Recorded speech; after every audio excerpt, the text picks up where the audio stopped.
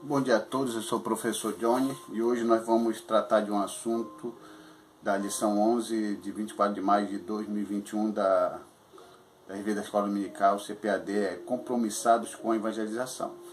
Isso aí é uma coisa que está no coração de Deus, que é falar e divulgar aquilo que está dentro da nossa responsabilidade, anunciar Cristo ao perdido, ao pecador.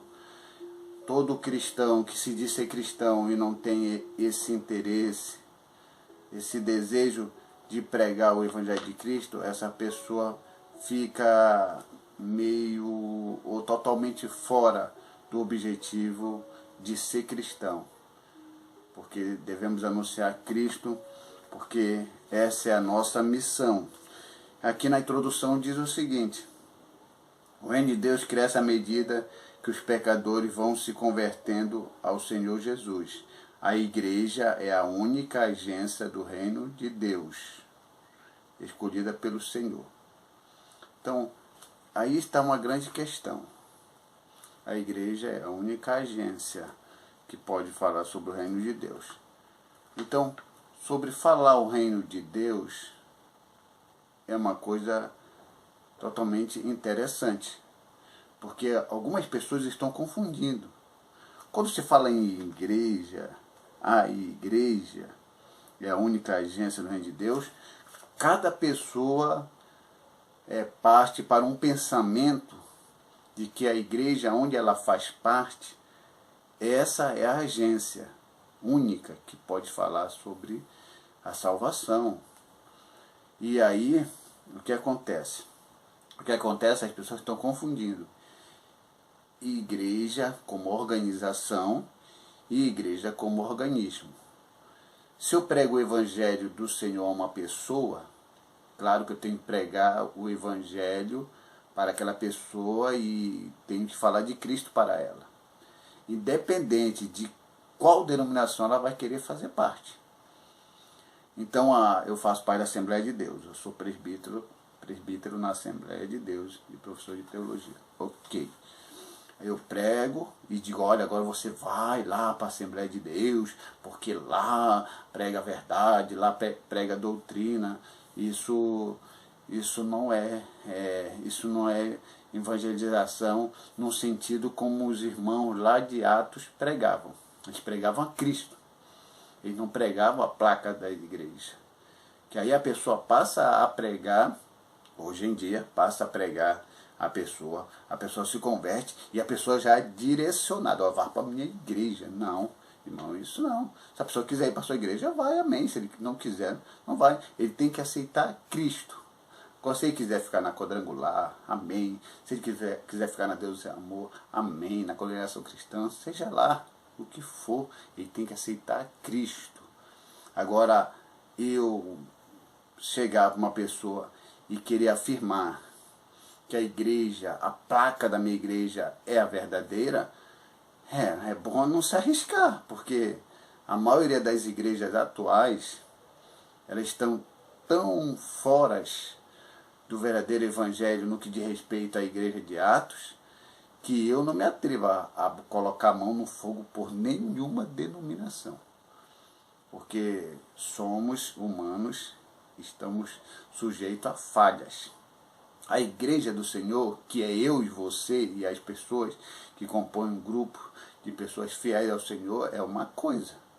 Essa é a verdadeira igreja, que vamos pregando o evangelho. A placa da minha igreja não é exatamente a igreja que Jesus falou, que as portas do inferno não irão prevalecer contra a minha igreja. Essa igreja não é a Assembleia de Deus, essa igreja não é quadrangular, essa igreja aí não é a Deus é Amor e nem Congregação Cristã no Brasil, não é. Porém, eu devo reconhecer que a igreja do Senhor, ela está em vários lugares. A igreja do Senhor está na Assembleia, está na Deus é Amor, está na Congregação Cristã, está na quadrangular e assim por diante. Porque Deus olha do céu, ele vê a igreja invisível, aquela que vai subir. E não a igreja visível, aquela que eu posso ver quando estou na reunião entre os irmãos. Então, essa igreja invisível, essa igreja fiel que vai subir, ela é sim a igreja principal e ela pode ser chamada de igreja agência do reino de Deus. E não a placa da minha igreja e achando que eu estou no céu por estar em tal denominação. Isso está sendo um erro muito grande em relação a esse pensamento. Pregue o reino do Senhor. Jesus falou que você é o sal da terra. Você é o sal da terra. O que é que o sal faz? Provoca sede. Ok, provoca sede. Quem é a água da vida? Jesus. Você é o sal, provoca sede no pecador pela água viva, que é Jesus Cristo. A tua missão é essa. Qual é a tua missão na terra como cristão? Você só está aqui para fazer duas coisas. Servir ao Senhor com fidelidade e esperar sua volta. Somente isso.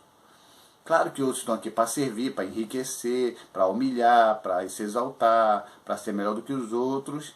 E o arrebatamento do Senhor, eles nem tocam mais nesse assunto. Mas quem é o verdadeiro servo do Senhor, ele está aqui por dois motivos. Para servir ao Senhor, pregando o Evangelho, e aí o segundo objetivo é esperar a sua volta, quando ele voltar e vier buscar os seus fiéis.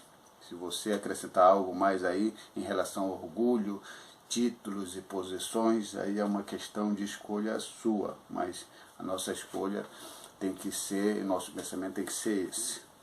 Tópico 1, evangelização como prioridade. Evangelização como prioridade. Olha, isso aí é importante e muito sério. O evangelho não é uma mensagem alternativa, trata-se de uma questão de vida ou morte. Vida para os que recebem a Jesus como seu Salvador e a morte aos que rejeitam. Ok, então a pessoa tem uma escolha a fazer. A prioridade é a evangelização. Essa é a prioridade. Se existe uma outra prioridade, está errado. Se eu como líder, a minha prioridade é fazer um templo de tal forma que as pessoas venham ficar admiradas com o meu trabalho, já fugiu da prioridade, que é a evangelização. Ai, irmão, mas eu também estou evangelizando aqui um templo muito grande, muito bonito. Até os ímpios vão ficar admirados. Quem pensa assim não está no mesmo pensamento da igreja de Atos. Que não havia neles esse espírito de mostrar grandeza em si. Mas eles queriam toda a grandeza, todo o olhar para Cristo, direcionado a Cristo. Se você faz algo que você acredita que aquilo vai chamar a atenção, claro que você vai atribuir a Deus, porque a maioria dos líderes que são não honestos, eles não vão dizer, olhem para mim, que ele não é bobo, porque o povo percebe e vai todo mundo embora. Ele fala, eu estou fazendo isso para Cristo. Mas claro que está tudo centralizado nele. Porque automaticamente quem fez foi ele. Ainda que diga, foi para Cristo, mas aí todo mundo quando for comentar, olha, tal, o presbítero Johnny, o professor Johnny fez isso, vai sempre ser direcionado para mim. Por quê? Porque hoje em dia a centralização no homem é muito forte. Até as programações que se faz na igreja é para as pessoas. Até o horário que nós estipulamos para não cansar os irmãos é para as pessoas. Tudo centralizado no homem, não centralizado em Cristo. Nenhum líder faz uma programação pensando em Cristo, vai pensar nas pessoas, nos que estão ali, e assim por diante. E isso aí tem tirado a prioridade, que era a evangelização.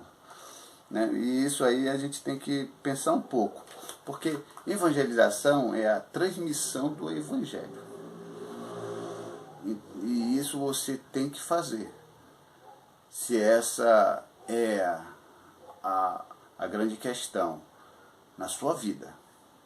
Porque se há outras prioridades, aí é uma escolha pessoal sua. Mas aqui a prioridade é a evangelização. Pregar o evangelho, pregar Cristo. Não pregue a placa de igreja. Esqueça isso, esqueça a placa de igreja. Pregue a Cristo. Se ele quiser ir para a sua igreja, amém. Se não quiser ir para outra igreja, que vá em paz e se mantenha fiel ao Senhor. O que vai salvar é o nome de Jesus, não é a placa da minha igreja, como muitas pessoas querem colocar aí como a sua igreja, a sua placa da igreja, como o único meio de salvação. Que as outras igrejas estão tudo erradas, estão todas sem doutrinas, e essa aqui minha está tendo a palavra, e tudo aquelas conversas que só cansa e não traz nenhuma coisa que nos edifica. Subtópico 1, Evangelho.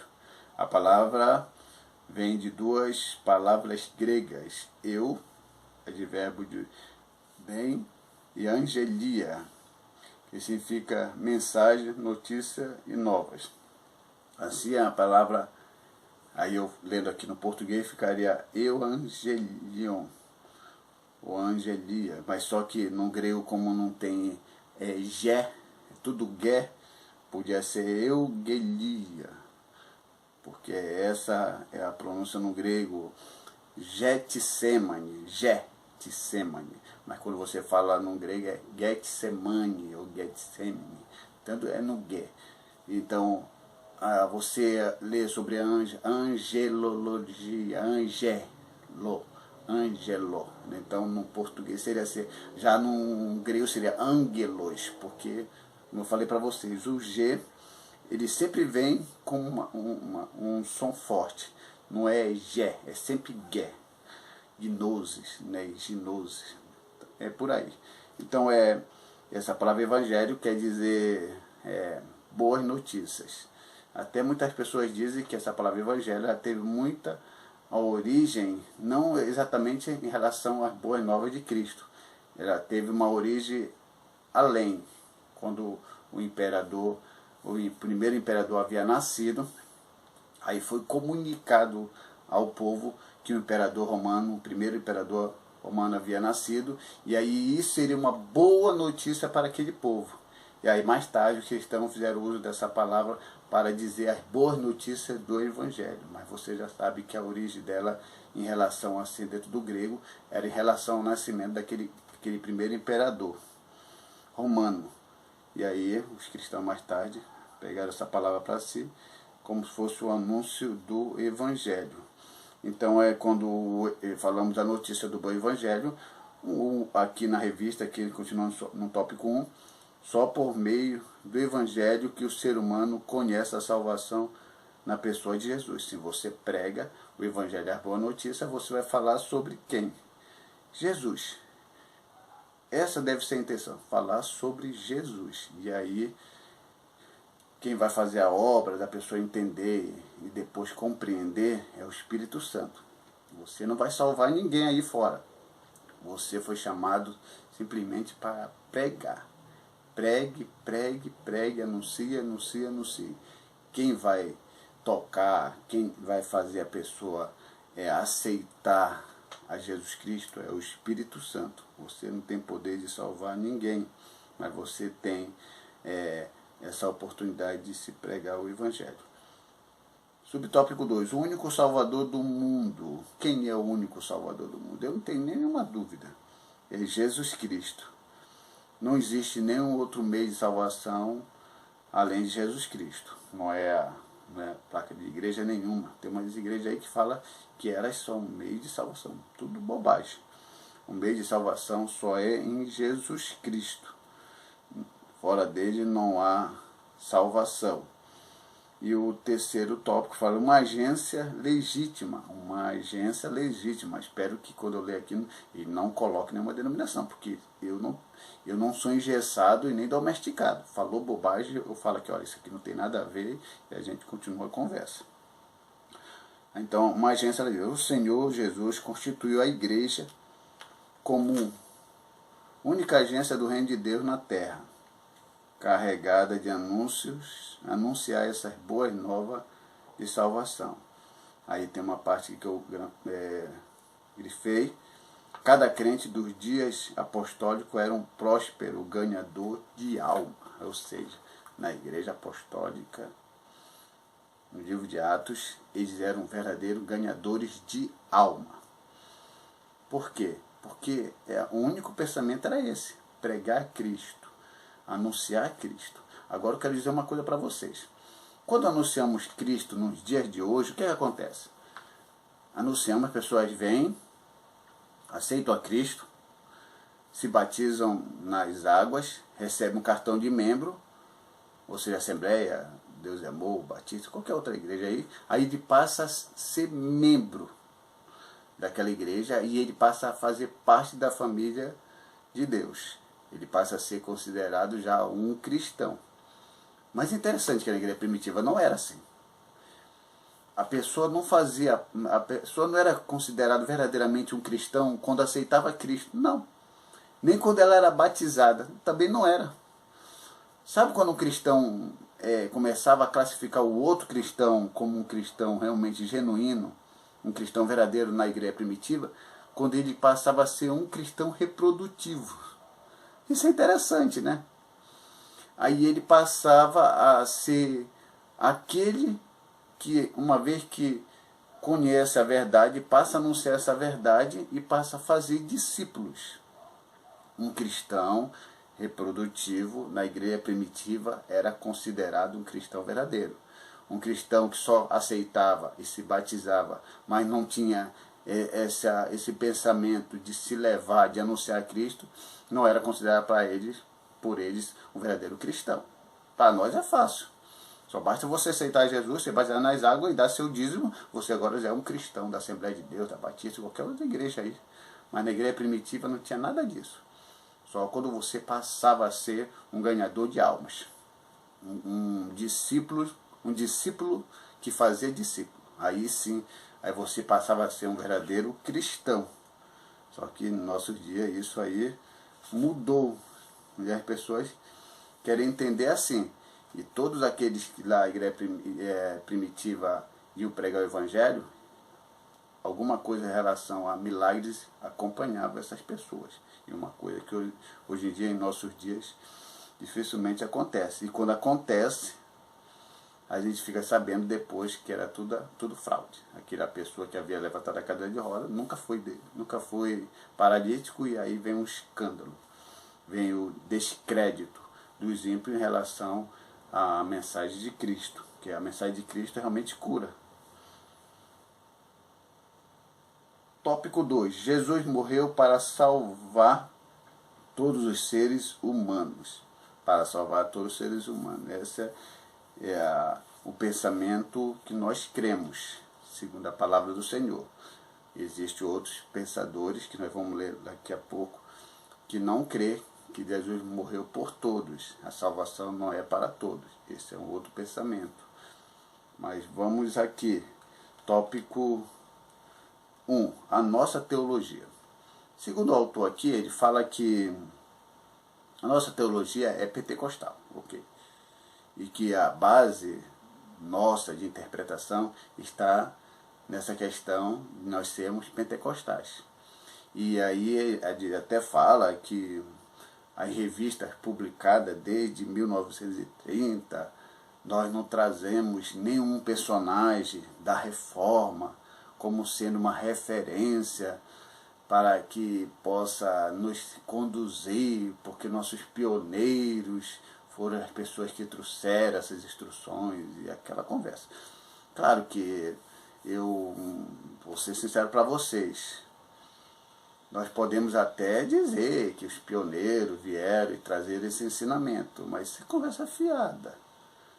A gente que nós mais consultamos são os grandes teólogos da antiguidade, muito antes da Assembleia de Deus existir, muito antes do que toda essa igreja existia, os pais da igreja, todos aqueles homens desde antes e depois da Idade Média existiram. A gente sempre está consultando essas pessoas em assuntos teológicos, assuntos que têm uma solidez no que diz respeito ao entendimento teológico de assuntos complexos, e dizer que é nosso pioneiro de 1910 é muita limitação. Eu não tenho nada a ver, se o autor ele segue esse pensamento, é ele, mas eu não sigo esse pensamento.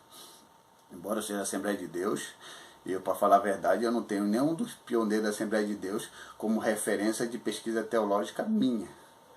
Eu pesquiso outras pessoas que eu considero que realmente eram verdadeiros teólogos. Eu não preciso de um teólogo profissional, eu preciso de uma teologia profissional.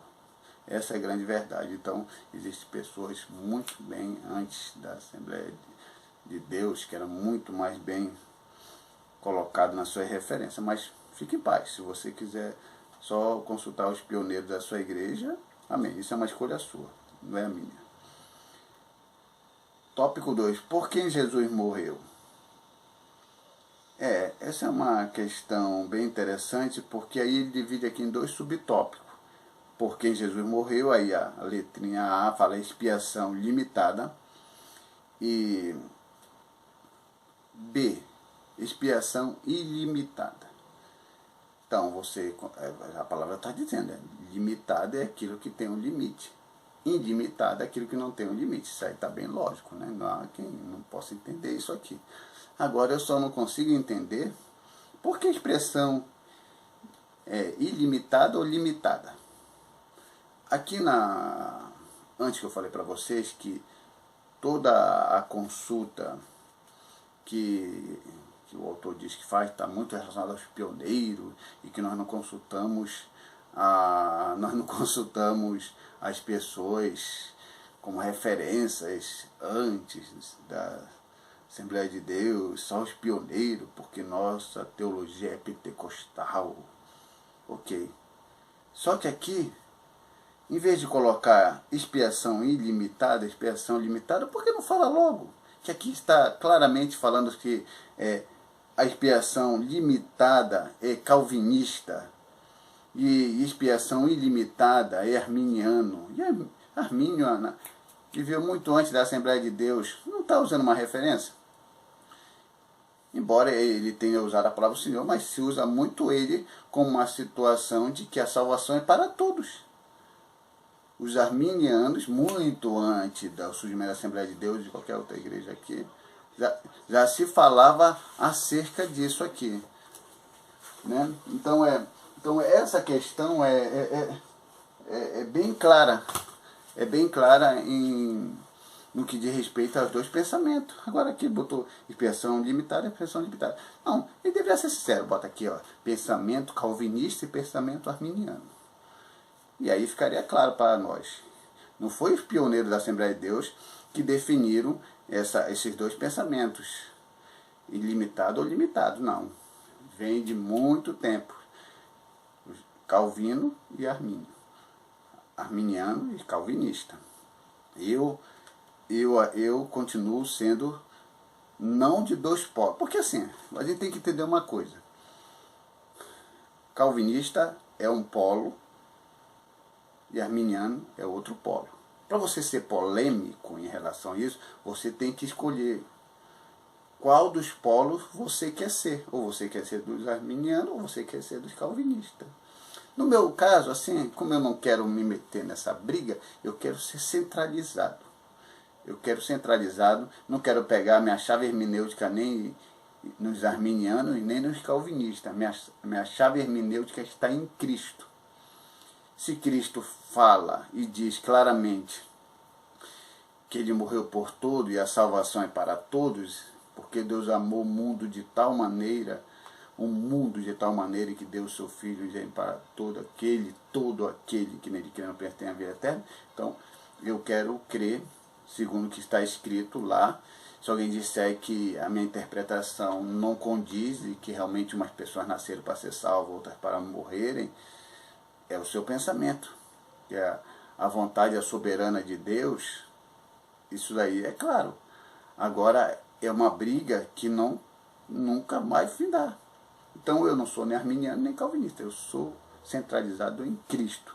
E aí, se as pessoas insistirem e acharem que as pessoas vão realmente estar vivendo aqui, mas já estão predestinadas a se perderem, aí aqui nesse meu livro aqui,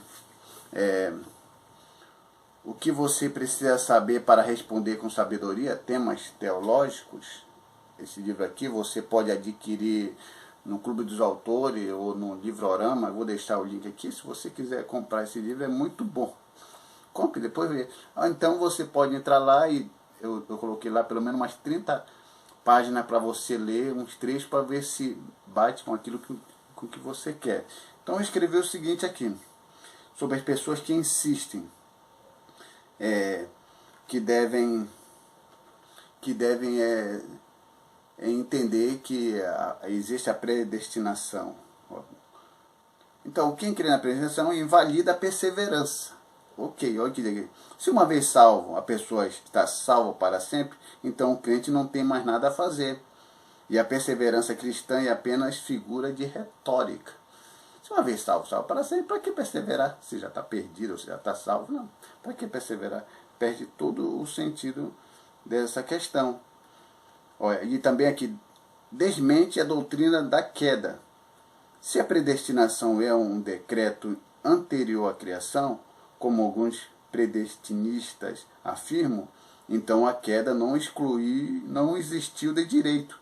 Foi apenas um fato ilustrativo. Se a predestinação se deu após a queda, conforme outros afirmam, aí a queda não tem importância alguma na história da salvação. Então, se realmente a predestinação é uma coisa real, que faz sentido o pecado de Adão e Eva. Se já está todo mundo predestinado, aquilo ali foi totalmente algo fantasioso. E aqui, Deus não faz exceção de pessoa. Interessante. Se Deus é justo, amoroso, imparcial, por que faria acepção de pessoa antes mesmo de terem nascido, sem lhe dar oportunidade alguma?